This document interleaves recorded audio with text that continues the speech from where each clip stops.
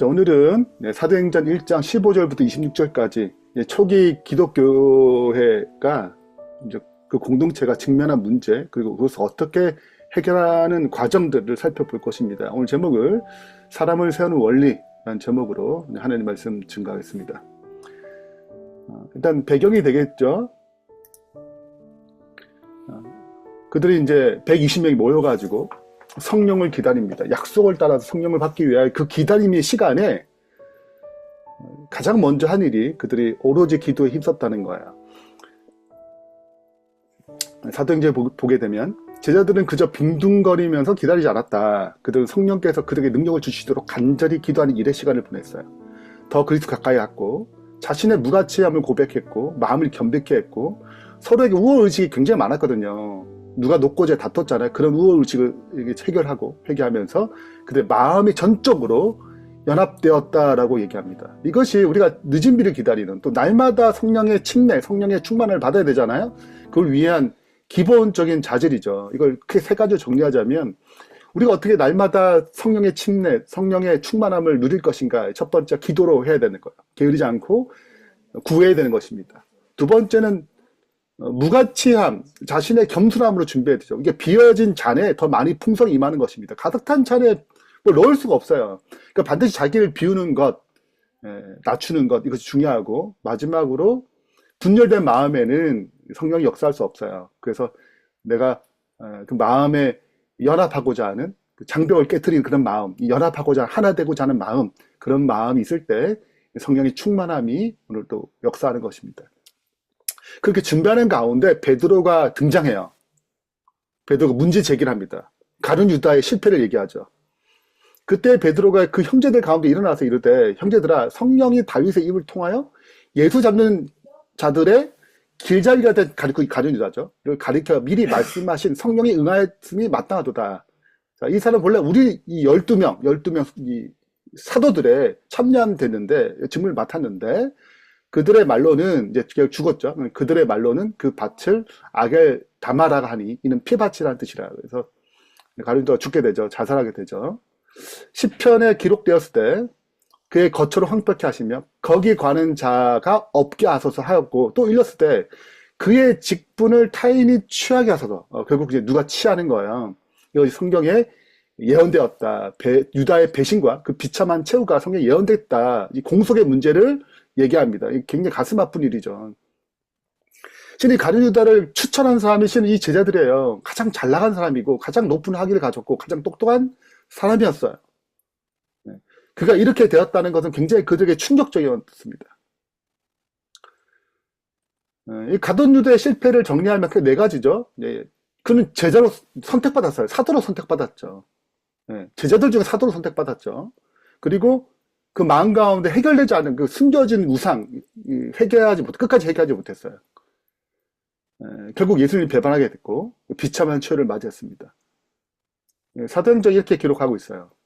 가룟 유다의 역사는 우리가 조심하지 않으면 우리 자신도 넘어질 수 있다는 무서운 교훈을 준다. 그리스도와 가장 가까이 교제했던 사람이에요.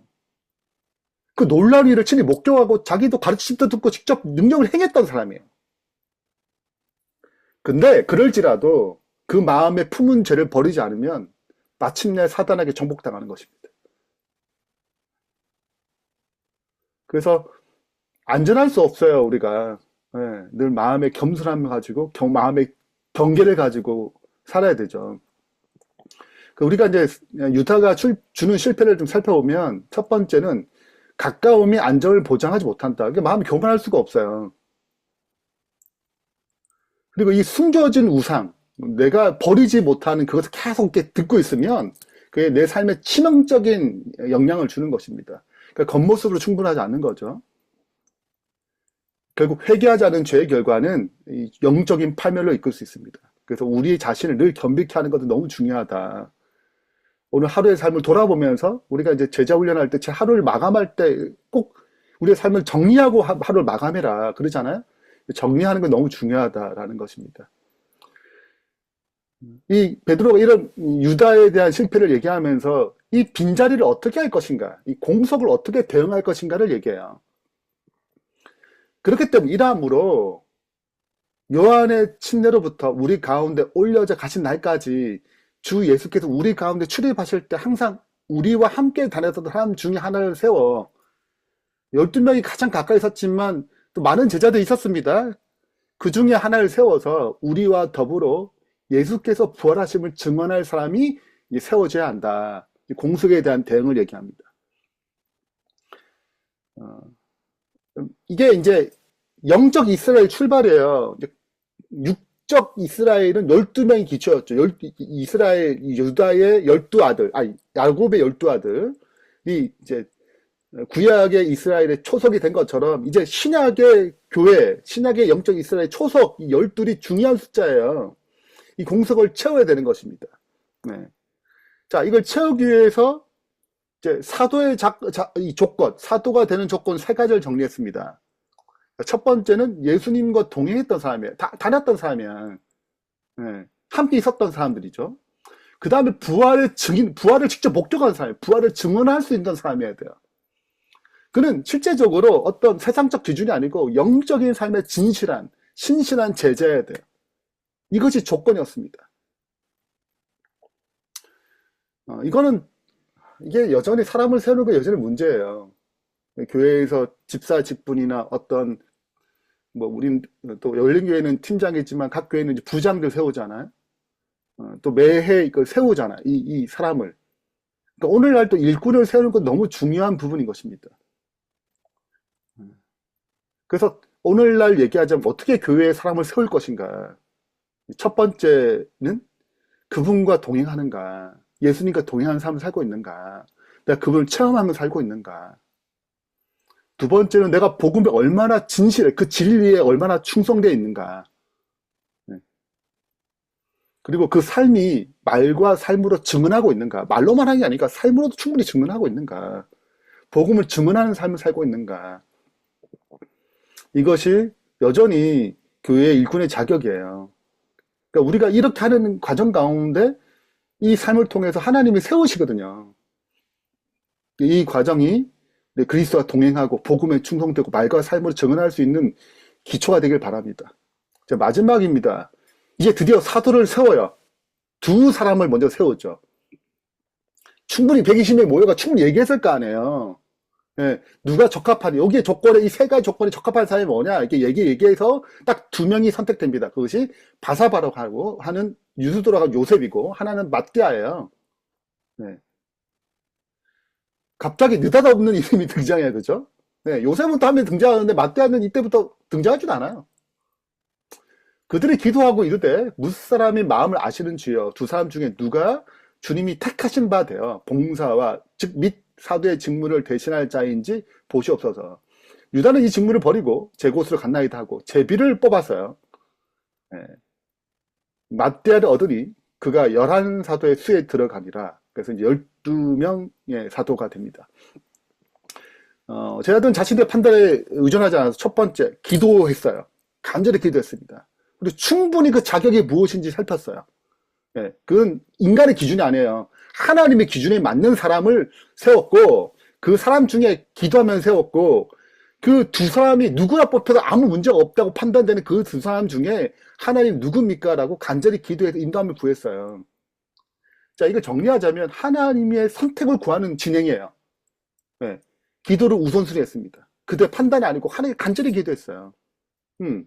그리고 적합한 사람을 세웠어요. 그 기준이 적합한 사람.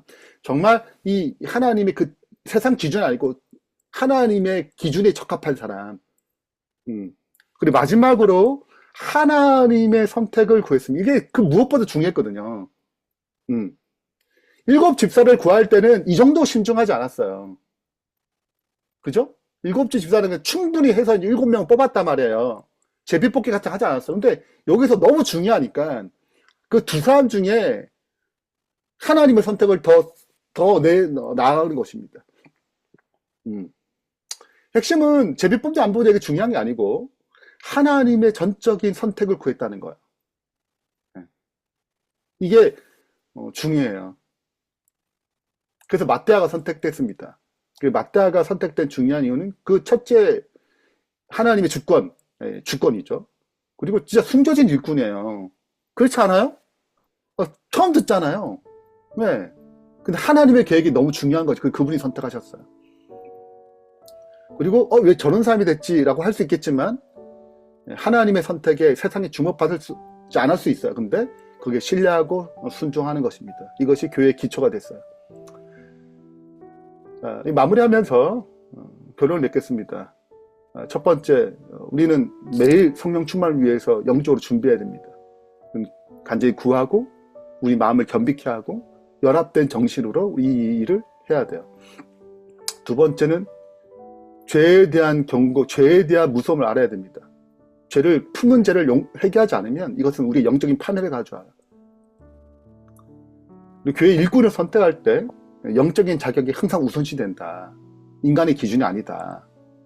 마지막으로 하나님의 인도하심을 구해야 한다. 우리의 결정을 내릴 때 인간의 판단이 아니라 하나님의 인도하심을 구해서 하나님의 선택이 되도록 우리의 삶을 오늘도 이끌어가는, 만들어가는 하루 되길 바라면서 말씀 마치겠습니다.